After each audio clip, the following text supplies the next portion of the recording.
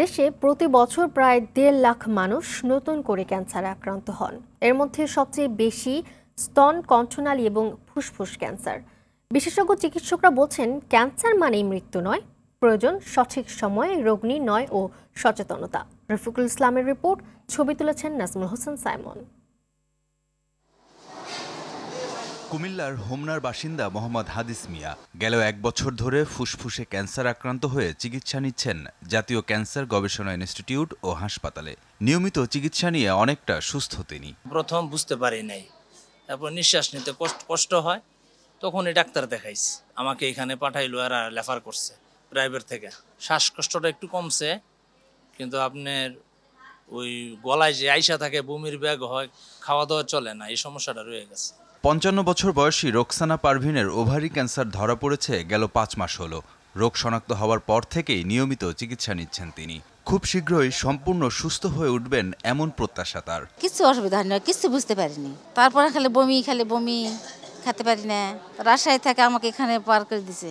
এখানে সাথে আমি এসে ভর্তি হলাম, হওয়ার পরে চিকিৎসা শুরু। এখন বর্তমান অনেক ভালো আছি। এক গবেষণায় উঠে এসেছে, দেশে প্রতি লাখে ক্যান্সার আক্রান্ত ১০৬ জন। নতুন করে প্রতি বছর ১,৫৩,৫ জন ক্যান্সারে আক্রান্ত হচ্ছেন। আর মোট মৃত্যুর ১২% জন্য দায়ী এই রোগ। পুরুষরা বেশি আক্রান্ত হচ্ছেন কণ্ঠনালীতে এবং নারীরা আক্রান্ত হচ্ছেন স্তন ক্যান্সারে। ক্যান্সার হলে মৃত্যু হবে কথাটা এখনো সঠিক না। ক্যান্সার যদি সূচনায় ধরা যায়, তাহলে অনেক ক্যান্সারের চিকিৎসা করে নিরাময় করা সম্ভব। যেসব ক্যান্সারগুলো অ্যাডভান্স স্টেজে ধরা পড়ে, যে ক্যান্সারগুলো ছড়ায় যায়, সেগুলো আমাদের জন্য কষ্টকর, চিকিৎসা করে সুস্থ করা যায় না। কিন্তু তারপরেও চিকিৎসা করলে জীবন মান বাড়তে পারে। হয়তো নিরাময় হবে না, কিন্তু সেই ক্যান্সার নিয়ে অনেকদিন বেঁচে থাকতে পারে। বিশেষজ্ঞরা বলছেন, ধূমপান পরিহার, স্বাস্থ্যকর খাবার গ্রহণ ও নিয়মিত স্বাস্থ্য পরীক্ষা করলে অনেকাংশে ক্যান্সার প্রতিরোধ করা সম্ভব। তার জন্য প্রয়োজন সচেতনতা বৃদ্ধি।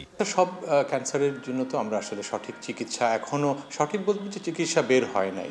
তো কিছু ক্যান্সার আছে যেমন স্তন ক্যান্সার, দীর্ঘদিন আমরা যেহেতু চিকিৎসা উন্নত হয়েছে, দীর্ঘদিন বেঁচে থাকে। বা লিভার যে ক্যান্সার, সেগুলোর চিকিৎসা এখনও সেই উন্নত পর্যায়ে যায়নি বলে মৃত্যুর এরা বেশি দিন আমরা আসলে আয়ু পায় না, যারা ক্যান্সার আক্রান্ত যারা আছেন তাদের ডায়াগনোসিস হওয়ার পরে। রাষ্ট্রীয়ভাবে সচেতনতা বৃদ্ধির উদ্যোগ যথেষ্ট নয় বলেও মনে করেন এই বিশেষজ্ঞ। আমরা এই সচেতনতার ব্যাপারটাতে আমরা আসলে পিছিয়ে আছি।